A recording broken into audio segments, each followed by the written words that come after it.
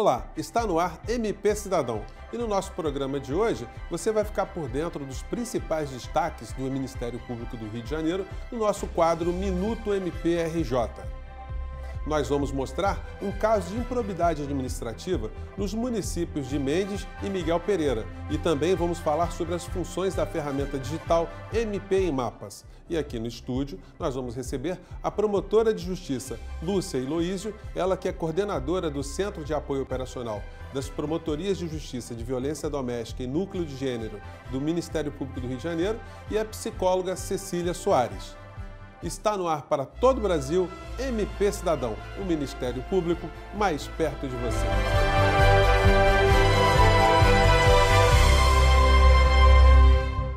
A nossa equipe de reportagem visitou o CRAAI de Barra do Piraí para conhecer os casos mais emblemáticos de improbidade administrativa na região.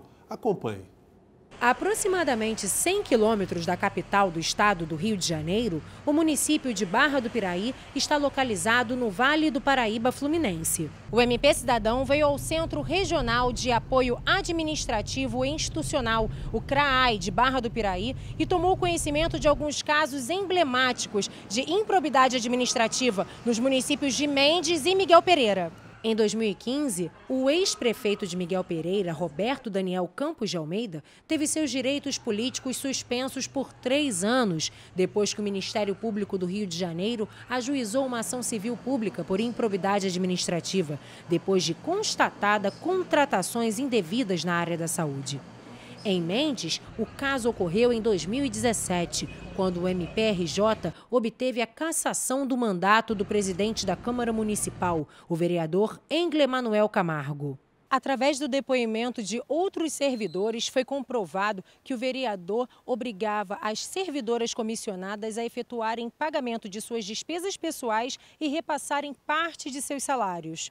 A nossa equipe de reportagem continua acompanhando e informando o cidadão sobre as ações ajuizadas pelo MPRJ em casos de improbidade administrativa em todo o estado do Rio de Janeiro. E chegou a hora da gente aprender um pouco mais sobre as funções da plataforma digital MP em Mapas. Confira!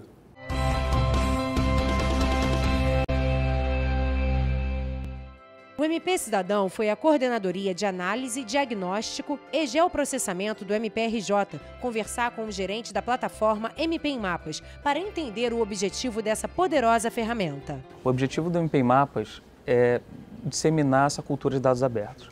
Então a gente reuniu aqui dados de todas as esferas dentro do Estado, então municipal, estadual, do Judiciário, do próprio Ministério Público. E o nosso núcleo aqui, nossa equipe é composta de 5 núcleos: Geografia, Estatística, TI, BI e Inteligência Artificial. Então, juntando esses núcleos, a gente consegue ter esses dados, trabalhar ele, limpar, organizar e publicar. Hoje, ele é muito utilizado pela academia. A gente tem na UFRJ uma matéria que a cada semestre tem mais ou menos 20 alunos estudando os dados dessa plataforma, gerando cruzamento de dados que a gente não conseguiu, a gente não enxergou, né? Enquanto a gente estiver aqui dentro, e quando a gente abre esses dados, a gente consegue ver coisas que a gente não via. Então, esse também é um dos objetivos. A imprensa usa bastante, a gente tem vários dados, a gente tem até uma colaboração com a imprensa, onde a gente recebe dados da imprensa de policiais mortos, por exemplo, tem uma camada disso. E a Coordenadoria de Segurança e Inteligência do Ministério Público fez um levantamento em cima desses policiais mortos para apurar se realmente eram policiais ou qual foi a causa da morte. E a gente devolve isso para a imprensa em forma de outra camada. Os membros do Ministério Público estão utilizando bastante para poder identificar melhor essa região. Então, a gente delimita a região onde ele tem a gestão na promotoria dele e ali a gente consegue colocar todos os equipamentos públicos. Então, é uma forma também de ajudar a membros do Ministério Público.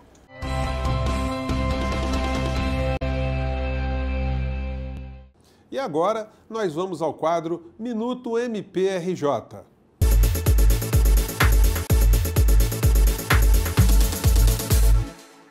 Olá, José Fernandes. Vamos aos destaques? O MPRJ participou da reunião da Comissão de Prevenção e Combate à Violência nos Estádios do Conselho Nacional de Procuradores Gerais, o CNPG. A comissão foi criada pelo CNPG em 2006 e procura intervir em questões como a redução da violência nos estádios de futebol e na melhoria de seguranças das instalações físicas destes ambientes, legitimando e aproximando ainda mais os ministérios públicos da sociedade. Outra notícia de destaque é que o MPRJ obteve decisão que suspende cobrança de taxa de jazigos perpétuos nos cemitérios públicos do Rio. O objetivo da ação civil pública ajuizada pela 2ª Promotoria de Justiça de Tutela Coletiva de Defesa do Consumidor e do Contribuinte é impedir que as concessionárias Rio Pax e Reviver, administradoras dos cemitérios públicos no município do Rio, cobrem taxa de manutenção cemiterial a proprietários de jazigos perpétuos comprados antes da data de concessão dos cemitérios municipais às empresas. E para finalizar o Minuto MPRJ, vamos destacar uma condenação de 319 anos de prisão. O MPRJ, por meio do Grupo de Atuação Especial de Combate ao Crime Organizado, o GAECO, e da Promotoria de Justiça junto à 17ª Vara Criminal, obteve a condenação do ex-policial militar Antônio Eugênio de Souza Freitas, o Batoré, a um total de 319 anos, 9 meses e 2 dias de prisão em regime fechado. Também foram condenados outros 14 criminosos denunciados pelo MPRJ no mesmo processo. A organização criminosa, liderada por Batoré, explorava o transporte de vans na Ilha do Governador e tinha ligações com o tráfico de drogas e com a milícia local. Por hoje é só, José Fernandes. Até a próxima. E esse foi o quadro Minuto MPRJ. Muito obrigado, Patrícia, pelas suas informações. E agora a gente vai fazer um pequeno intervalo. Não saia daí porque o MP Cidadão volta já.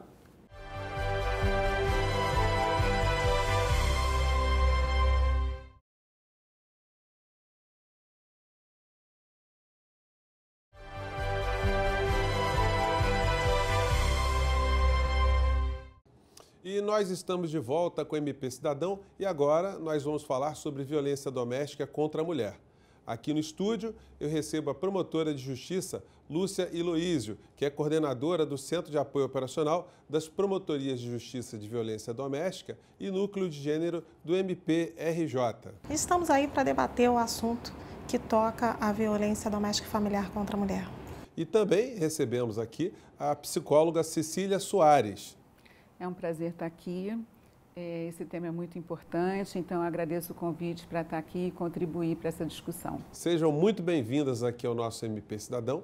E agora, a nossa equipe de reportagem foi às ruas para trazer alguns questionamentos sobre violência doméstica. Acompanhe com a gente.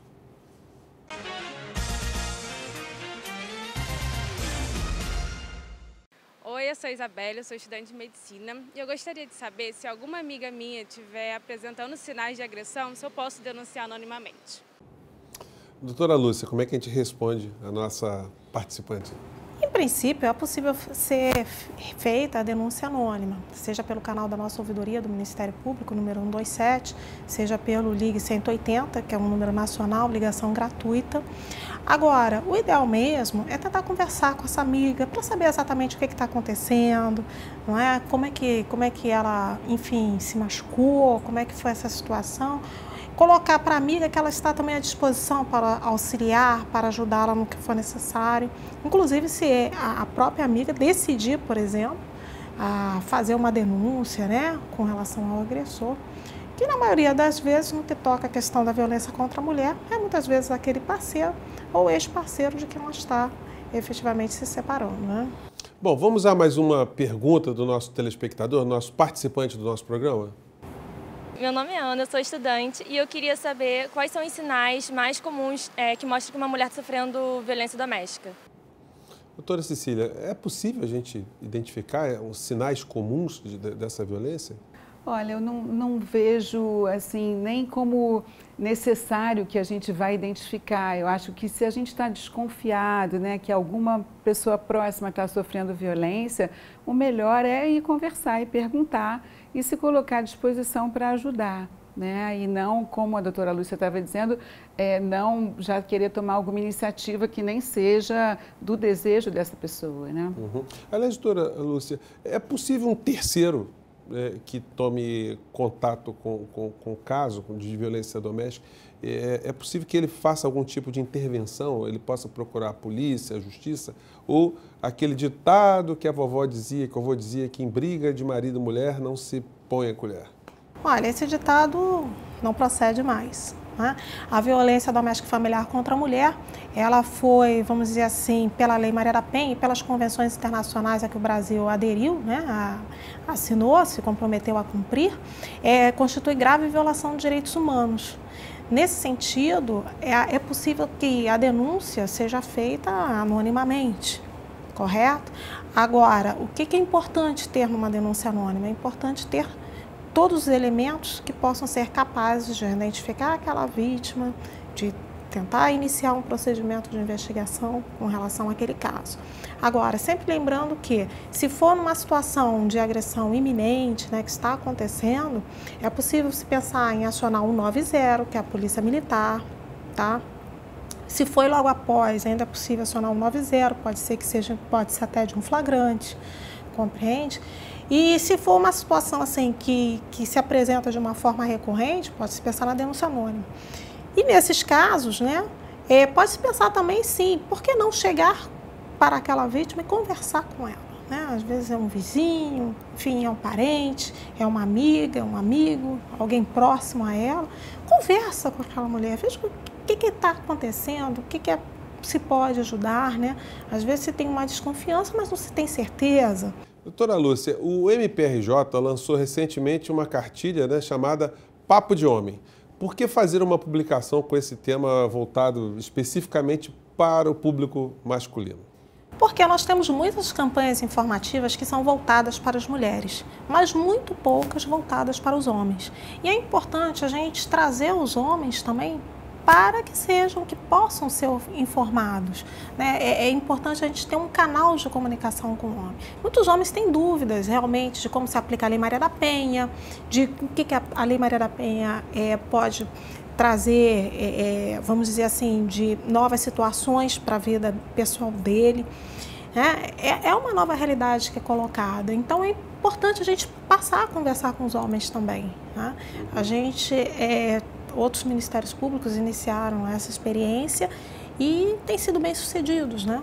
E por que não nós aqui também, né? Então foi dessa forma que a gente pensou. E o Papo de Homem, ela traz justamente isso, né? Ela traz informações sobre o que é a violência contra a mulher, para que vem a Lei Maria da Penha, não é? São informações básicas, mas que podem ajudar muitas pessoas. Muitas vezes um homem tem um amigo que se envolveu numa situação de violência doméstica e familiar contra a mulher, vai pedir ajuda, né? Ele pode dar algumas dicas se ele tiver conhecimento, mas se ele não tiver conhecimento nenhum, ele também não vai poder ajudar o amigo se quer a sair daquela situação ou a rever a postura dele, né, naquele relacionamento. Então, a ideia da cartilha é muito para trabalhar os aspectos assim, de prevenção, né? Inicialmente, a nossa iniciativa vai ser trabalhar isso junto com as equipes pedagógicas das escolas estaduais de ensino médio, né, justamente para dar um aporte também. Olha, é preciso também a gente conversar com os homens, né? E as equipes pedagógicas, junto aos adolescentes, também podem fazer essa interface, né, em matéria de conscientização, porque entre os jovens a gente já vê a reprodução, muitas vezes, de situações que envolvem violência nos relacionamentos. A propósito, doutora Cecília, a senhora fez uma tese de doutorado, né, que trata de grupos reflexivos, né? O que é isso exatamente? Os grupos reflexivos são grupos previstos na Lei Maria da Penha, né, no artigo 45, que possibilita ao juiz converter a pena privativa de liberdade em comparecimento obrigatório a esses grupos. E são grupos onde os homens se reúnem, são 8 encontros, e tratam de temas como a violência doméstica, como agressividade, formas de controlar a violência e também sobre as desigualdades entre homens e mulheres, sobre direitos humanos. É bem interessante. Funcionaria como uma espécie de terapia em grupo? A gente só não chama de terapia porque a gente não considera que esses homens têm algum problema psicológico, então não necessitam de psicoterapia. Mas é um grupo mesmo, se chama reflexivo porque é para os homens terem a oportunidade de refletir sobre as suas ações, e o resultado que a gente vê é eles terem consciência de que não é saudável, que não é bom e que é crime bater nas mulheres e agredir de todas as formas. Bom, e a propósito, a gente tem a declaração de um homem, né, que vale a pena a gente acompanhar. Acompanhe conosco aqui. Meu nome é Marcelo Almeida da Silva. Eu fui condenado por agredir minha mulher e vou contar um pouco para vocês o que aconteceu no decorrer disso aí tudo, como é que foi. A gente, quando é condenado, a gente passa, dependendo da situação, passa por um grupo de reflexão, entendeu? Que é abordado todos os aspectos da nossa vida, como a gente foi tratado por nossos pais, entendeu? Como foi nossa vida, se a gente sofreu algum tipo de agressão, ou sexual, ou psicológica, ou a própria agressão mesmo, entendeu? E o que acontece? Tem um grupo dinâmico, tem uma dinâmica que a gente conversa, independente desses aspectos aí que eu passei agora para vocês, a gente conversa tudo o que pode levar a acontecer isso, entendeu? Se a gente tem uma predisposição a fazer isso sempre, se a gente briga muito em casa, se a gente tem muito problema em casa que vem a levar isso. Embora eu acho que isso aí não tem nada a ver, problemas todo mundo tem, né? Entendeu? Mas para mim o grupo foi importante. A minha pena foi uma pena de 4 meses de reclusão, mas ela foi revertida. Foi uma pena alternativa, né? Que foi esse grupo de reflexão, entendeu? E isso para mim foi muito bom, porque depois disso aí não teve mais briga lá em casa, entendeu? Não teve mais nada, foram 2 meses indo toda semana lá no fórum. É uma coisa que é obrigatória, ela pergunta para você, mas você tem que fazer. Se você for indicado para fazer isso, você tem que fazer isso aí, entendeu? Se você não quiser fazer, possa ser que essa pena vire prisão de novo, você vai cercear, né, a liberdade, né? Hoje eu aprendi a lição, vi que não é por aí. O homem nunca deve agredir uma mulher de forma nenhuma. E outra coisa também, isso não tem agressão patrimonial, né? Eu quebrar alguma coisa dela também não pode ser feito. Isso tudo foi explicado lá.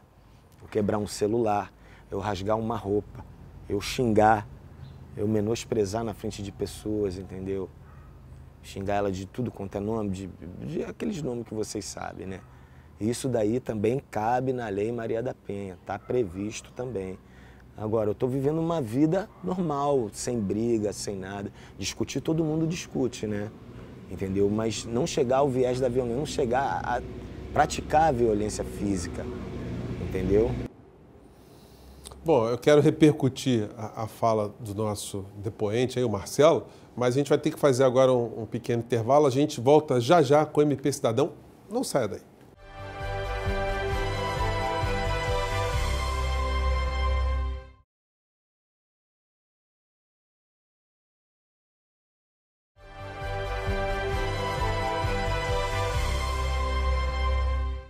E nós estamos de volta com o nosso MP Cidadão e hoje falando de violência doméstica, né? E no bloco anterior nós vimos depoimento do Marcelo, né, que é uma pessoa que passou por um grupo de reflexão e trouxe bastante subsídio para o telespectador que tem algum tipo de problema parecido. Eu queria pegar o comentário da doutora Cecília com relação a isso.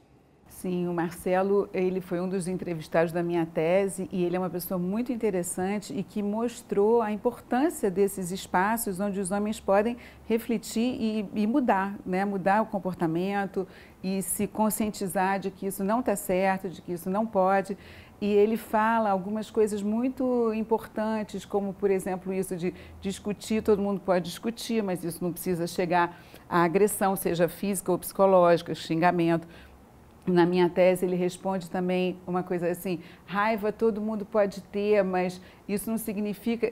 raiva é um sentimento que todo mundo pode ter, mas não significa que eu tenha que partir para bater, sabe? Então, para mim, ele é uma prova de que esses grupos funcionam e de que são importantes. Doutora Lúcia, em que momento um agressor ele é levado a um grupo de reflexão? Assim, faz parte de uma sanção? Como é que é isso?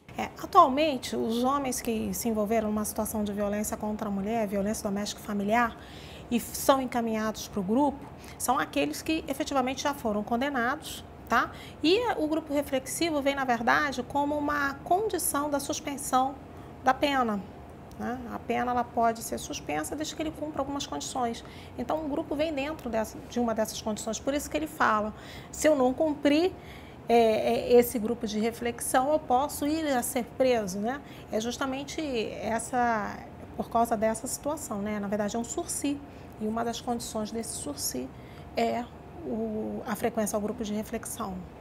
E, assim, na nossa experiência, muitos dos homens que participam desses grupos, né, a gente não observa, por exemplo, a chegada de novos processos ou novos casos que envolvam.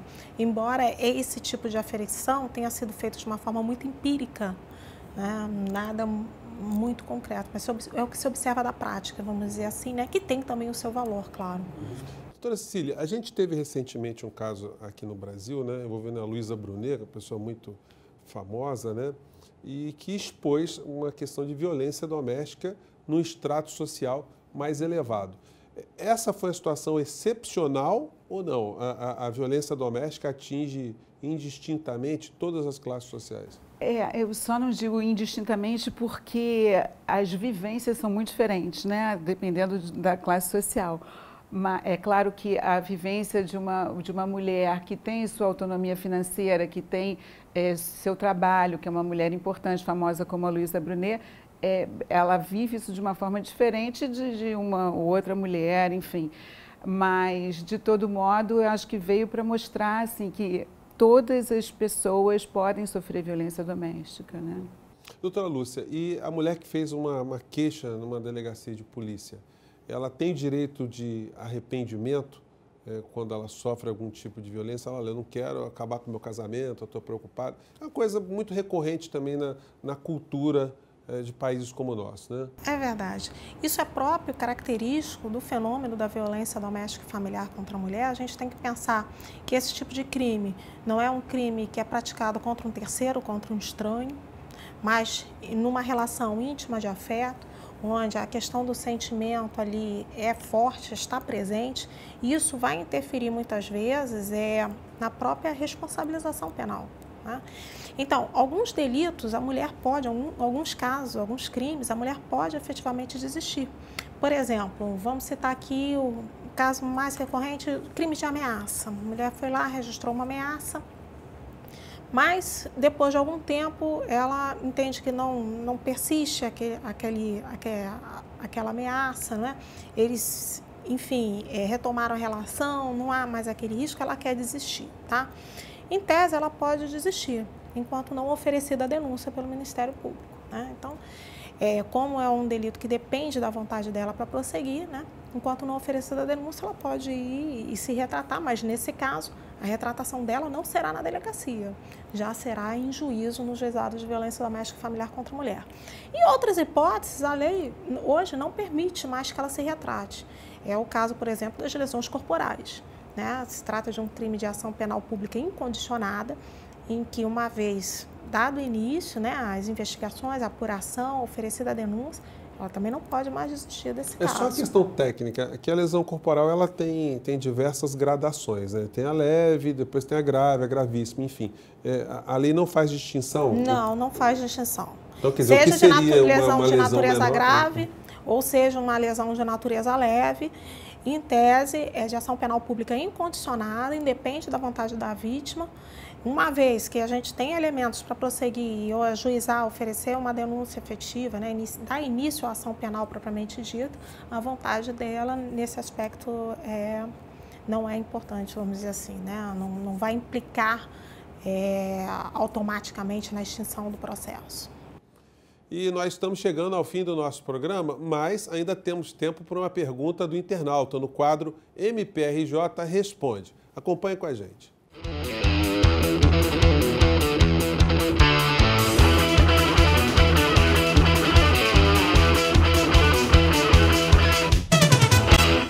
Bom, a pergunta é: a Lei Maria da Penha também se estende à identidade de gênero? A mulher trans também é protegida por essa lei? A pergunta é de Roberta Ribeiro, aqui do Rio de Janeiro. Doutora Lúcia. Então, essa pergunta tem sido cada vez mais frequente e o que a gente tem a dizer é o seguinte: a mulher trans, ela tem o direito sim de utilizar a Lei Maria da Penha, desde que a violência que ela tenha sofrido tenha sido no âmbito doméstico ou familiar, nos termos da Lei Maria da Penha.